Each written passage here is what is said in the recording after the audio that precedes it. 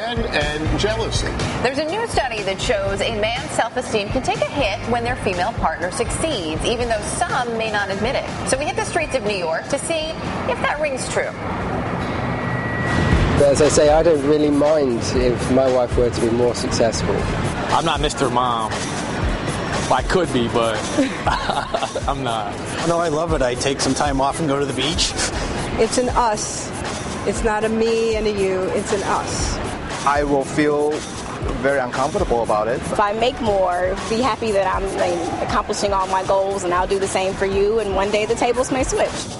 Psychotherapist Dr. Robbie Ludwig and Greg Barrett, author of It's Just a Blank Date, are here to get to the bottom of it all. We're going to go with the blank. Good morning to both of you. Good morning. Hey, you know, only one man admitted, in our little sampling there, one man admitted that he'd feel bad about himself if his partner did well at something. This study essentially said that subconsciously men feel threatened and their self-esteem suffers if their wife or significant other does better. Are we that shallow that we can't admit it, or do we not recognize it? I don't. I mean, I feel like this poll was taken in 1950. I don't. I think. Here's what I think.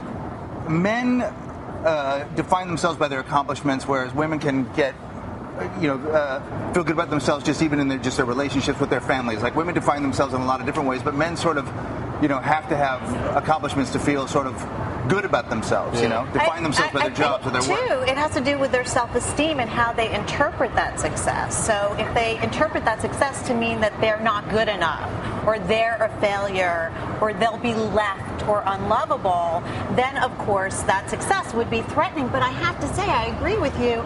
I have found that is not necessarily the case. In fact, the opposite. But it's interesting, though, when you talk about, you feel like this was done in the 50s, when you look at traditional gender roles and traditional definitions of success, right. It's about how much money do you make, how successful are you in your career, and when all of a sudden that balance gets threatened, especially as the study found, if the woman is perhaps more successful in a field where the man has failed before, yes, then you kind of understand a little bit where it could come from. Absolutely, it can happen. Right. I mean, that's why I won't golf with my wife.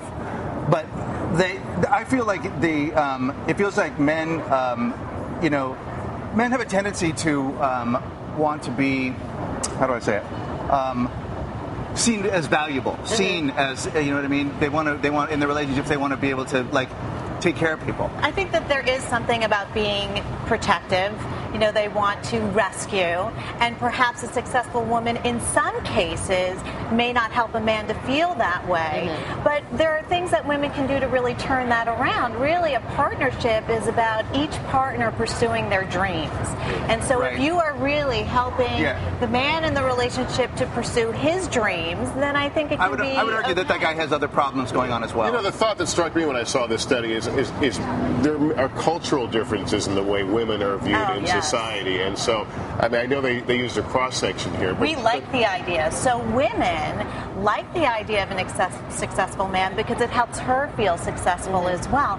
And we're socialized that way, that if we are lucky enough to have a successful man choose us, then we're doing well in life. And I think it is changing for men, because think about all the stories about how men coach their wives or their partners to handle their bosses or to ask for more money, because I think the mature man realizes, hey, in the end, if you're with somebody who's doing well, that means your lifestyle's better. Hey, the good thing about the studies, we're talking about it, right? Yeah. Absolutely. So there we go. No doubt. Well, good discussion. Thanks to Robbie Ludwig and Greg Barrett. Thanks very much for coming on.